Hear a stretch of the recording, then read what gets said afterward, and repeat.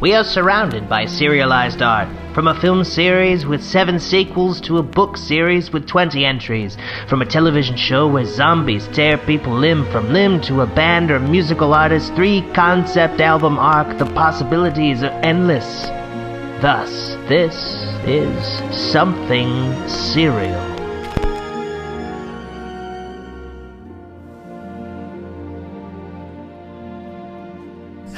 How's your life? Oh, I'm tired, dude. I am tired. I am too. I had too much coffee this morning.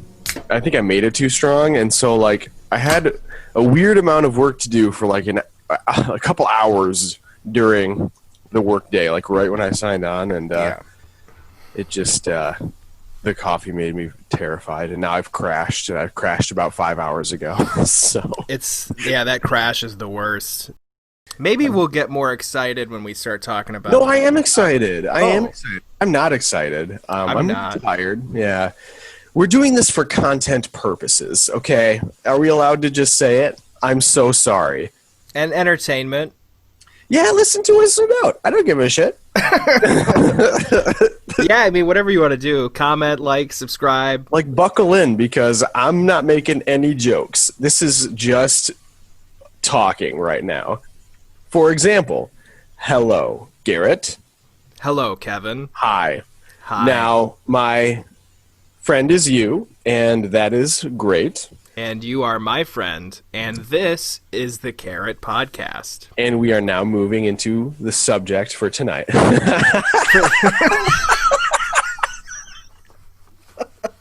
Could you imagine if it was all that? That sounds terrible.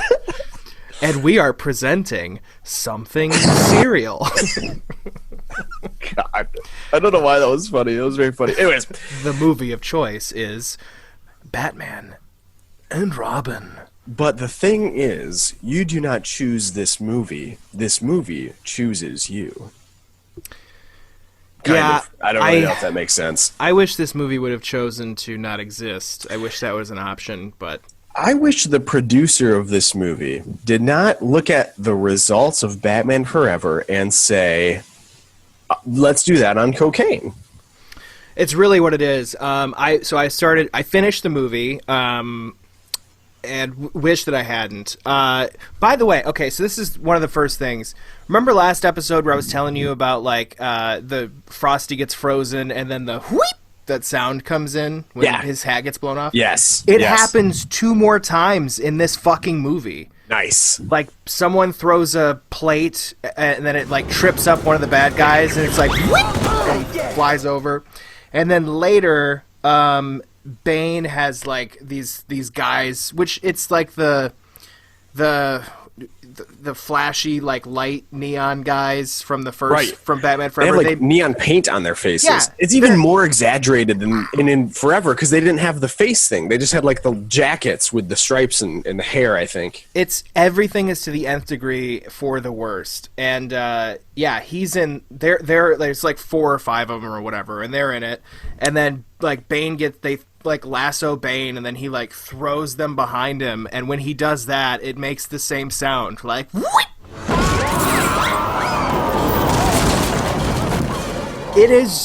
That's also what sums up this movie. How do you make those letters? Fweep? What do you do? FYOOP? I kind of see like an FWEEP, fweep. Fweep? Or like a FUIPE. What if it's like FYWE uppercase E EP? Fweep? Fweep? Yes. That's not bad. I've never seen a Y next to a W, so that does make it unique. And maybe that's what they were going for. Maybe they were literally making sound effects, and they're like, this sounds campy. But eventually somebody will be dissecting this movie, and they will try to figure out a way to spell this word. And now it is our mission, nay, destiny, to put this into Webster's. Fyweep. FWYWEEP. It's so bad. Maybe they obviously took some inspiration from Batman 1960s. It's so funny because on the documentary they said this is like Batman 60s. I think it thought is. was the 60s. No, I think positive. I think on the documentary someone said this was the 70s and Batman Forever was the 60s. The movies, to me, have always reflected a different era from the Batman mythology. To me, Tim Burton's first film was truly the Batman of 1939 before Robin came in. Batman Returns was more of Tim's tribute to the Batman comics, the way they were portraying the character in the 1990s. Batman Forever, pure middle of the 1940s to the middle of the 1950s. And Batman and Robin clearly was all about the Batman of the 60s in the comic books. So I think that a fan's perspective or an audience's perspective on these movies is different depending on what age group they are in and what type of Batman comics they grew up reading. And I was like listening to that and I'm like, there's no fucking way that that's true, because this is like, it's the same era as Forever, but it's so much more. And it's like, it sucks too, because you're watching some of the set pieces and you're like, wow, they really went all out on this. This looks great. And then it ruins it with something. Something always ruins something in this movie. Like, I'm actually into it, and then the whoop happens, and I'm like, fuck. I mean, the Bat Ice Skates kill it for me. Dude. That's a huge one. Because, like, I don't know where they're hiding those skates, you know? Like, they tap their shoes. I know it's computer, but then the blade shoots out, and there's no compartment for them. Yeah, it's like, how tall are these boots? I mean, where do their feet fit? I'm wondering if the blade is horizontal, and then when it is deployed, so like this is the tip of the blade, so it's horizontal in the shoe, and then when it comes out, it goes whoosh, like a tilting motion. Kevin, no. If that's what it was, the sound that happens when it happens is whoop. Almost got that out. It did work. I thought it got out. Man, it's so disheartening, this movie. One of the things that they said on the making of too is the toys were like the toy companies were making this in tandem with them. Like, they started working on this movie in August of 1995, I think, right after Forever came out. And, I mean, that's the reason that Val Kilmer wasn't in it, because he agreed to be in another movie, and then his representation and then the filmmakers never communicated, so neither of them knew that it wasn't happening, and like a correct timeline, and they had to start like making all the sketches and figuring everything out, and then it's just so baffling, because everything was against this movie, and they pushed forward to fucking pump out toys. Like, okay. Couple things, if I may. First of all, Val Kilmer was like kind of attached, and it was due more to like communication error than him saying this script is trash. Yeah, that's what it sounds like, because he was under the assumption that it wasn't going to conflict with his movie, because he's like, I mean, why would they do it right after? Right, and like then, wait like 6 months or a year or whatever. Or something to that effect. And then Joel Schumacher is like, well, I was mad at him and his representation because they didn't let us know he wasn't doing it until the 11th hour. And it's like, you guys shouldn't have made this movie so quickly. Also, you should have communicated. So then you could have pushed it back. Like, he was like, I wasn't mad that he wasn't doing it. I was mad that they didn't let us know. And it's like, you fucking didn't let them know that you were doing it so quickly. It's like, you know, it's... Classic case. This sounds like a romantic comedy right here. It really does. And it's sad because... you could make this a movie, right? You could make a funny movie, like where the lead actor he's Batman in a successful movie, and then the director's like, he's not returning my calls, and then Batman can be like, I've been trying to call them, but you know what? I've tried too much. It's their turn to reach out to me. And then at the end, they just meet, and they're like, yeah, he's in his Batman costume, and they begin filming. They should just do a Mank version of Batman. I mean, I think that... You're frozen. Are you okay? I'm still here. Did you eat some ice cream? You're frozen on mine. Did you eat some ice cream? Are you okay? Am I still frozen? Mm-hmm. Even me doing this? Yeah, I only see you pursing your lips and frozen. Dang, I can see you perfectly. I don't know. That's so weird. Yeah, I can see that. That's what I was doing. I'm not doing it anymore. It must be on a delay of some kind. No, there's no. I mean, it's Oh, a I delay. see what's going on here. What's My happening? Zoom meeting is not responding. God damn it! I have the little circle of death. What does that mean? Do we have to stop again? Yeah, you can leave and come back, and then we'll see Okay. Ghost Kevin again. Oh, that's a bad idea. Well, we'll probably have enough time to finish, though, if we did Yeah, that. we Okay, will. excuse me a moment. Kev, your apartment's haunted. Don't tell Heather that it's haunted. I'm just gonna sit here and sip my LaCroix. We'll get back into Batman and Robin, but here, enjoy some behind-the-scenes stuff of what I was saying earlier about, Joel Schumacher and all that good stuff. In Batman and Robin, there was a real desire at the studio to keep it more family-friendly, more kid-friendly. And a word I had never heard before, more toyetic, which means that what you create makes toys that can sell. We involved the toy company. We let them look and be involved in how the Batmobile was going to look, how Batman's gadgets were going to be, which they wanted. This is key to them. They need a lot of lead time. We started planning in August of '95. I knew I wanted to do Mr. Freeze and Poison Ivy as the villains, and so we started with tear sheets, comic books, and discussions of what they would look like and how we were going to make Gotham City bigger, better, and what areas we were going to be going into. So all of those things that you're designing, they're ripping them out of your hands because they're going to make the molds. The molds for them usually have to be made in Asia.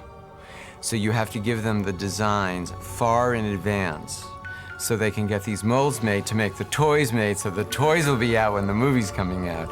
So everything that we did was, can you make it bigger, can you make it better? Well, I agreed to do another film, The Saint, and they never called the agents and they never called me and told me they were going to go right into production inside of a year. I was angry at Val and his representatives at the time because they let us know at the last second.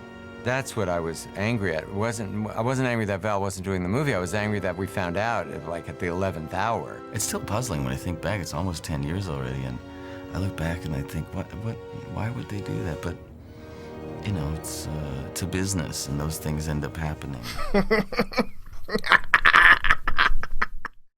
Anyway, back to Batman and Robin. So, yeah, this, okay, so... Yeah, what else do you have to say? Well, about the, there's really not much else to say. What else is there to say? They turn a telescope into a ray gun. I don't know what. I guess because there's crystals in there and they can. It makes reflect. But you can't reflect through the crystals the heat. I guess, but you can't even how do you turn it into an ice beam? Because the whole idea of the telescope is it collects. Or it shoots light to other mirrors in space, and then they shoot light to, so you can look. It's literally just a telescope. You can view a mirror. It's just a telescope. It's a huge telescope, and what it does is it you can look into it, and then you can see light bouncing from mirror to show all points of the sky or the Earth or whatever the fuck it was. So to freeze Gotham, just Gotham, by the way, they shoot a beam, right? Or he just shoots the beam from the telescope? The telescope. You mean Mr. Freeze? Yes. To Gotham. Let's just throw this out there. The only reason that this plan is in the movie is because the telescope looks vaguely like a giant ice gun that he has in the movie. There are 2 points in this. There are 2 points in this movie where he loses his gun, and he tells one of his henchmen, "Get the gun." 2 points. I think it's look. I'm not trying to get into this because you could just throw dumb shit at this movie all day. You could. But there's more constructive things to say, I think. But Victor Freeze is obviously a doctor. He's obviously super smart. Because he's Batman calls him that at the end. Exactly. Yep. By not changing his voice. I thought he was talking to Robin again. Like who has a not very discernible voice? Like, you know, who has a voice you wouldn't know right away? George Clooney. George Clooney. Perfect. I don't know what he sounds like at all. Well, there's that scene. You know what I'm talking about. There's the scene where he talks to Robin, and he's like, "So I'm asking you, friend, partner, brother. Later, will you help trust me now?" Yeah, it's so stilted at the end. He has the exact same delivery to. So I'm asking you, doctor. Yeah. Will you help? That's right. That's right. It blows me away. It's so funny you say that because I feel like that's something that I lost. I had like kind of forgotten, even though I had been aware of it. But when I was a kid, that was something that I remember noticing because not in a weird way, not like in a this is stupid way, but just like, oh, he's doing that again. Like this is another point in the movie where he's doing that. He definitely says it exactly the same. Yeah, like one he's Bruce and one he's Batman, and it's like, are you even trying to hide your identity anymore? Certainly not. He's not. Well, George Clooney, the actor's not trying. No, of course not. He's just like, I'm gonna say these lines now. There's George Clooney and George Clooney's Batman. But like, okay, I'm just gonna throw this out there, and this is probably true of many of the villains in this universe. But Mr. Freeze is trying to cure his wife. That's his end game goal. He hasn't been driven insane by the ice, as far as I can tell. He's just, I don't know. The funding has been pulled, and that's about it. And he's trying to save his wife. So he builds these amazing. Go ahead. There's no funding issues. He doesn't care about that. He's stealing the diamonds to power his suit and use them. Like, there's no like money. Maybe it is funding because he talks about. Because you need funds to like to do research, right? But who's he giving these diamonds to get money for? He's using them for. So what I mean is like funding. Generally, like institutes fund doctors for research. Yes. So my thought is, and I could be wrong, he falls into the vat of icid, and turns into Mr. Freeze. And the people funding this are like, "You're done, buddy." And he's like, "Okay, this sucks. I need diamonds to survive. Also, can't help my wife," which was the whole point of this, is the McGregor syndrome. So then he decides to turn to a life of crime. But it's interesting to me, and this is what I don't get, is that he has created a wide array of amazing weapons on a grand scale. Oh, yeah. And, you know, I just feel like maybe like a government would be like, hey, here's a contract. Also on the side, because you're getting so much money for all these awesome weapons you're making us, you can do some research on that syndrome you got going on there. Well, I don't understand why he has to be a bad guy. I mean, right? Like, who is he angry at? I know in regards to studying McGregor syndrome, which is what he was doing prior to becoming a frozen man. And he also, I figured this out today, he solved stage 1 McGregor syndrome. Like that's a lot of money. Who doesn't want patent that? You're a billionaire overnight. Continue your research.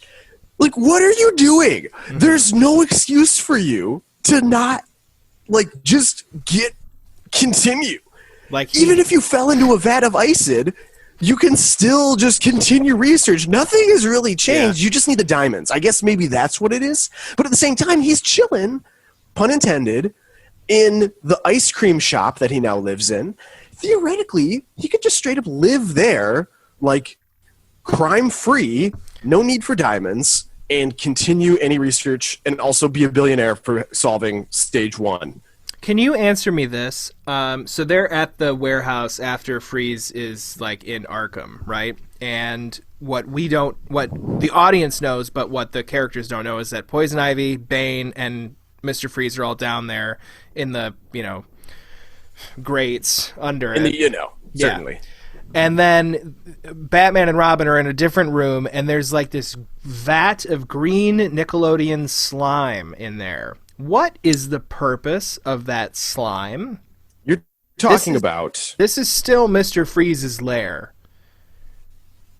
I'm going to have to look into this because I don't remember this specifically. Well, and it makes me curious. While they're fighting, Batman and Robin over they her. fall into it. And they crawl out and they look disgusting. He pushes Robin into it because he's like trying to go kiss Poison Ivy. That's right. And they are in his facility, in Mr. Freeze's. Is it melted mint ice cream and all the chocolate chunks have floated to the bottom? I mean, what the fuck is that? That's a really good possibility. The other possibility is his wife is submerged in water. Yeah. And maybe it's not water, because you die if you're submerged in water. Because if you notice, she's not wearing like a mask or anything. So she's either dead or floating in a liquid we don't know about. And that liquid needs to be filtered in a specific way, and it produces disgusting sludge. So maybe Robin should get tested for McGregor syndrome. No, he's got rubber lips. They resist. They resist McGregor syndrome. He's safe. He's safe. Even if he makes out with Poison Ivy and gets the little tongue action in there, it doesn't matter. It's about the lips. So she really does. We addressed this last episode. She literally has, like, no skin, but aloe or whatever. Yeah, and no blood but chlorophyll. Like, literally, that's what it is. We talked about that when she says all that when she's talking to the mad scientist. Jesus Christ. Okay. So, like, she gets cut up into pieces, possibly could regrow them, like that reptile guy from Spider-Man. I guess. Because leaves regrow, right? I mean, if you're a tree. What are her superpowers? I'm going to look this up. She has none. Other than she's poisonous. It's so weird. Another thing I learned on the making of is, like, every time the mad scientist guy, he said this, but when they're about to film, everyone says like Joel Schumacher would literally say with his big megaphone, like he'd be like, "Remember everybody, we're making a comic book movie."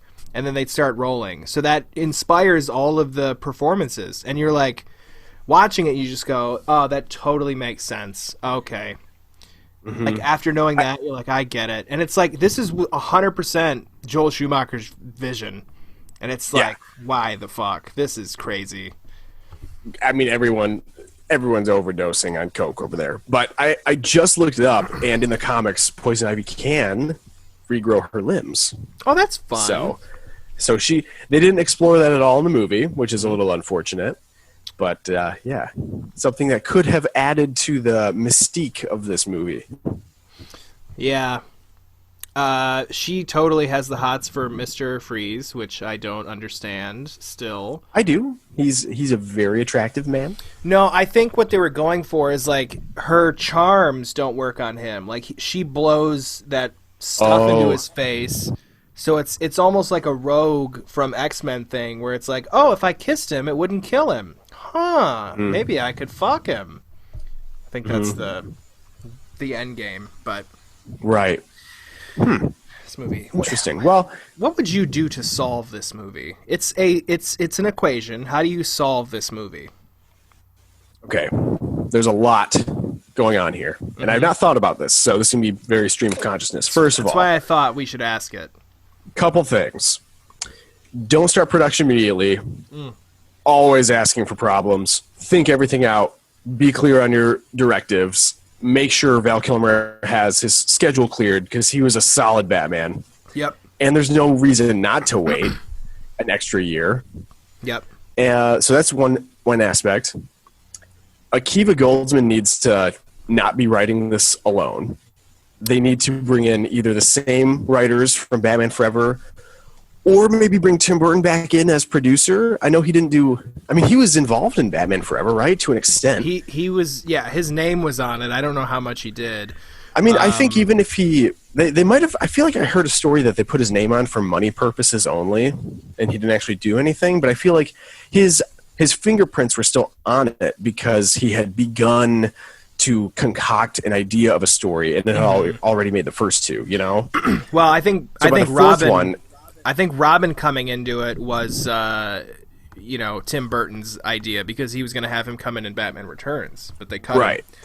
That might have been Warner Brothers' idea too, who were like, hey, throw in Robin or whatever. No, if it was their idea, it would have happened. I think that Burton might have come up with it, because there's like concept ideas, and it's along that darker kind of tone.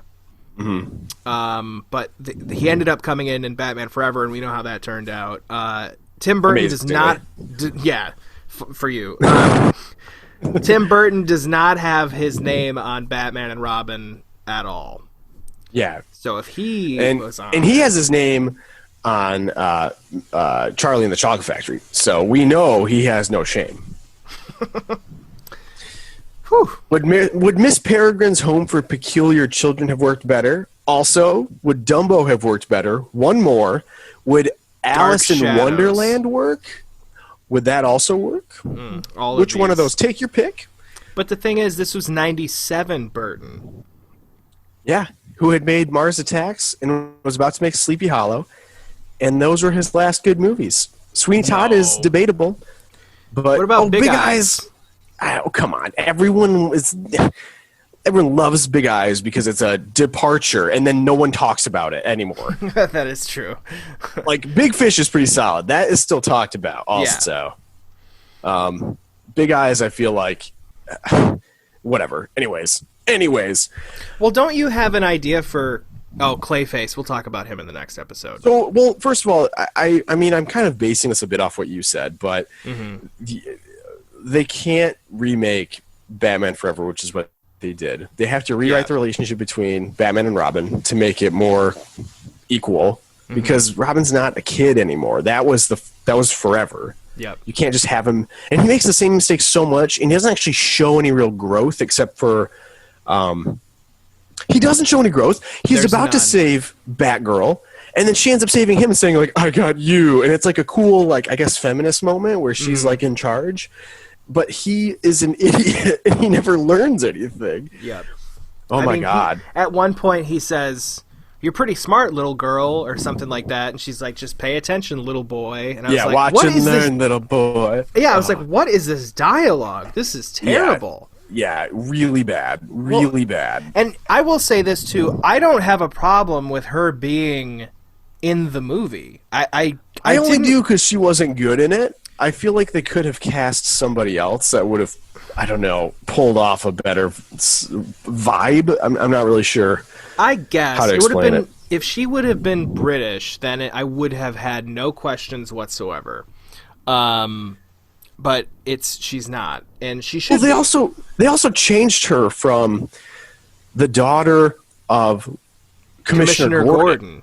Yeah, out of nowhere, and I don't know. I mean, I guess maybe comics weren't as respected during the filmmaking process as they are now. I mean, even now they'll change things, but that's like such a major departure from the storyline. Well,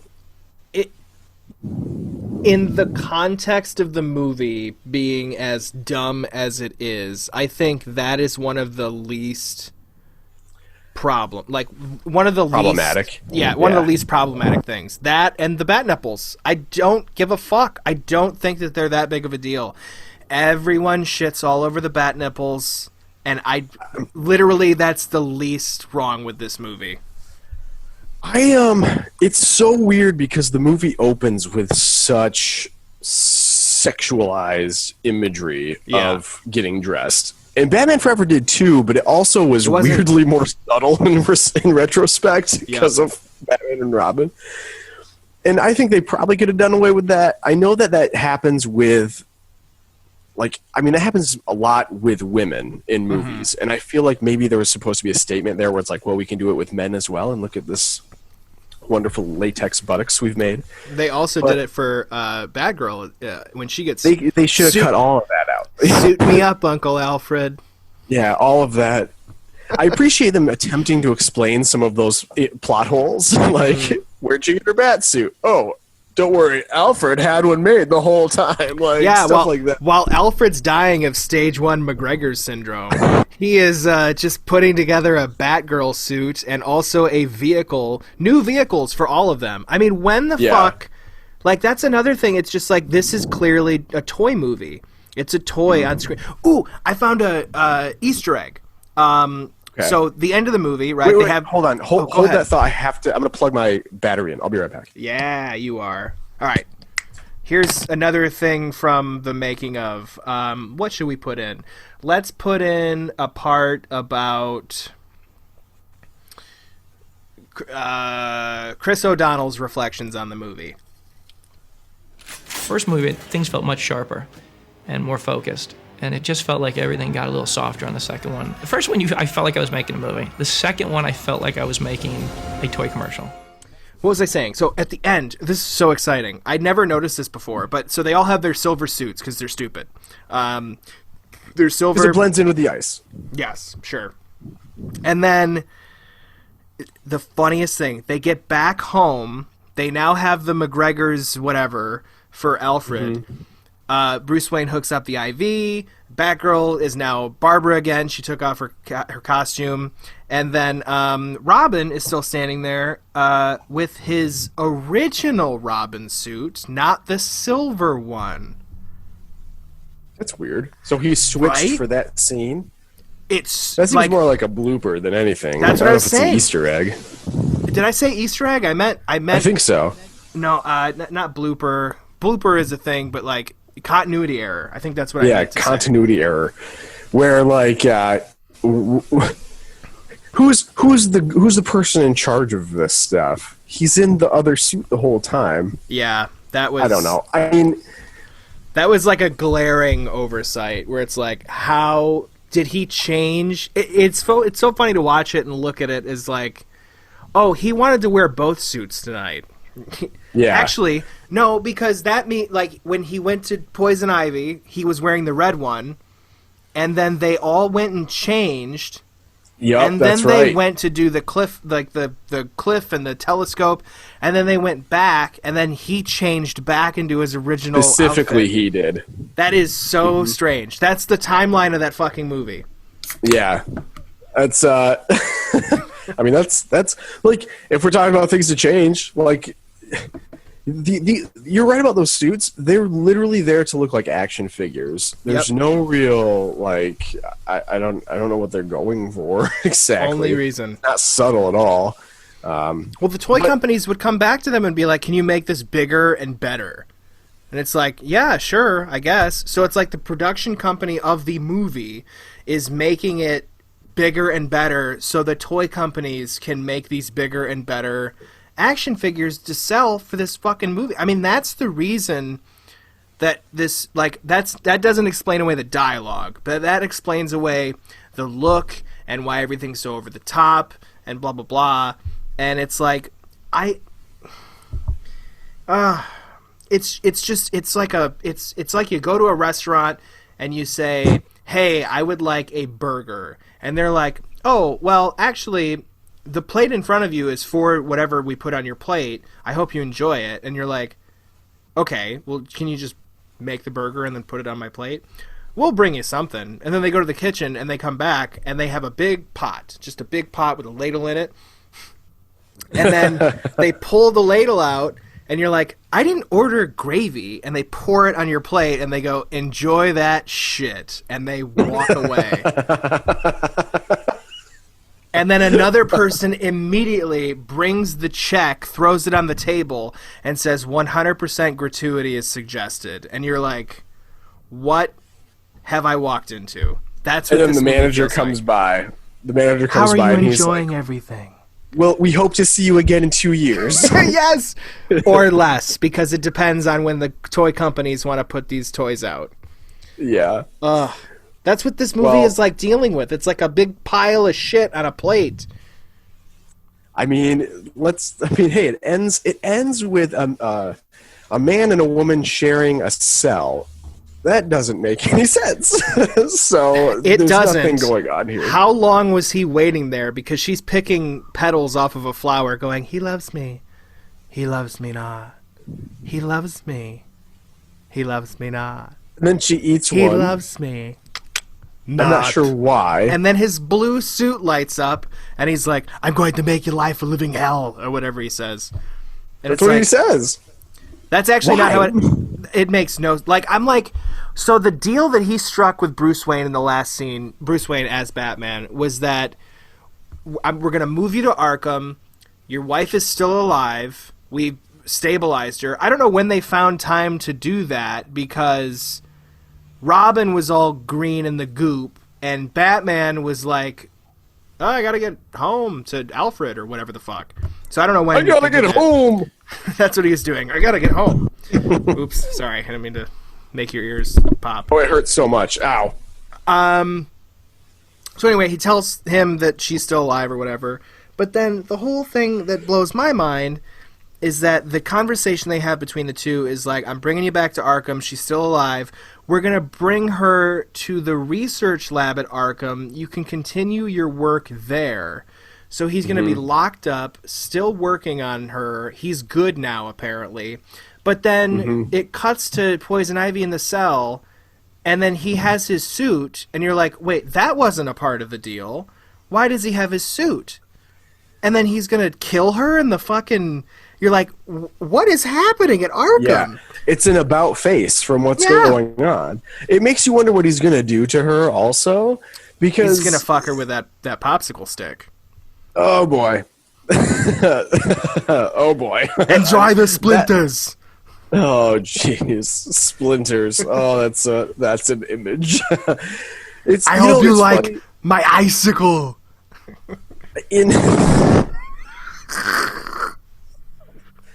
Oh, that's I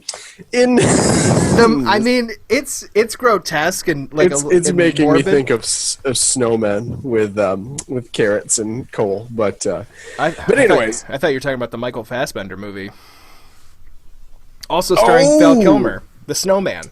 Yes, with a different name, different voice. Well, so just I have to bring this up because my whole point was Mr. Freeze could have continued his research just as a normal person who happens to be like mutated. Because at the end of the movie, Batman's just like, "It's all good. You are in an insane asylum now." And then Mr. Freeze is like, "Oh, like that was an option the whole time." Yeah, buddy, it has been. Oh man, it makes me think that like now Bruce Wayne is funding his research. He is, right? Yeah. I mean, he's got to be that at that point. He's known for giving out grants. He gave the reporter in the first movie a grant for no reason. It's so strange.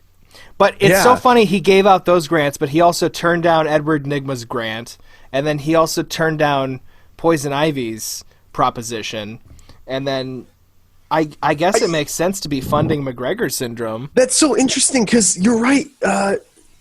In them being parallel movies, they both offer Bruce Wayne the chance to be a part of a new thing. And all Bruce really had to do, I can see why he might have opted out of Batman Forever. But in Batman and Robin, it's like, hey, Poison Ivy, maybe we should try to figure out a compromise on this one because we might be able to work with something. And then, no, not at all. So, whatever. It blows my mind. How else would you fix this movie? Do you have anything else? I mean, where do you begin? It's so, you're right. I can't get over how your observation of how it's the same as Batman Forever. I mean, I would probably try to strengthen those villains because they don't really have much of an identity beyond their puns. Well, they don't work together. I mean, like, I listened to the part that I watched today. I listened to the her plan is to kill all life on not life on the planet, but like all humans except for her and him. And then he goes Adam and evil. But they're like you've said before, plant life cannot survive in ice. It doesn't make any sense. So, also, that would mean Mr. Freeze's wife would be dead too, right? He was like, oh, cool, I can restart my life. Also, plants need humans because we breathe out carbon dioxide, and we need plants because plants breathe out oxygen. So plant life would die without humans. So it's double fucking stupid. So, yeah, they have completely opposite goals. Yes. It makes no sense as to why they would team up. I can't believe Arnold didn't say at one point... I don't know. I was trying to think of an ice pun, but I'm pretty sure the movie got them all. He wants to make the world so cold so that he doesn't have to wear a suit anymore and he can be more comfortable. But it's like, hey, man, you haven't gone insane. You're only mutated into an ice person. And why don't you just figure out a way? Why would you drag everyone down with you? You are a doctor. The thing is, Poison Ivy killed her, Freeze's wife, and she tells him that Batman did it, and that's why he wants to destroy the world, starting with Gotham. So that wasn't his idea up until that point. So at least that makes sense. But at the same time, I mean, I don't know why she would be okay with him icing the planet, because her flora and fauna can't grow. You know? It doesn't make any sense. So it's like the third act of this movie is all spectacle and no substance. And the first part is also that, but at least we were going somewhere. We hit a brick wall and it makes no sense anymore whatsoever. Yeah, it's ultimately bad. The only thing that's good is maybe George Clooney talking to Alfred on his deathbed. That was nice. Good. Well, that was the seriousness from Batman Forever. That actually, there was the heart in the movie, and all the flashbacks of him, looking down a hallway or looking out the window. I'm like, oh, that's the good part of this movie. Last thing I want to comment on, and I have said this before, I just would have taken Elle Macpherson out completely. She was completely useless to the plot, and it was so weird watching. As a kid, I remember their dinner scene where he doesn't say Ivy, but she says he said Ivy, and it's kind of weird because it's like, why don't you just put in a shot of him kind of saying Ivy or something? And it's just like, who is this? Why are they together? There's no chemistry, and there's no reason for it. And, I mean, she's in 3 scenes, I think. It might be 2, man. I mean, and it's also... she's at the telescope reveal, and then she's at that, romantic dinner, and that's it. 3. Because she's also at the... there's a scene after that where Poison Ivy goes to get the key, or whatever, to get to the top to take the bat symbol and turn it into a Robin symbol. But when she goes to the place... Dude, this movie is... That takes so much glasswork, right?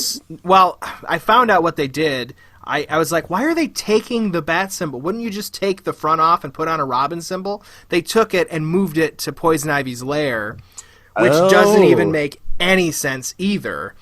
Right. Well, Bane's pretty strong, though. Well, it would hit a building, so it's fucking down. The reason that the bat symbol, quote-unquote, worked is because it's on top of the building, it's high, and then it shoots up into the sky. Now it's in a fucking alley.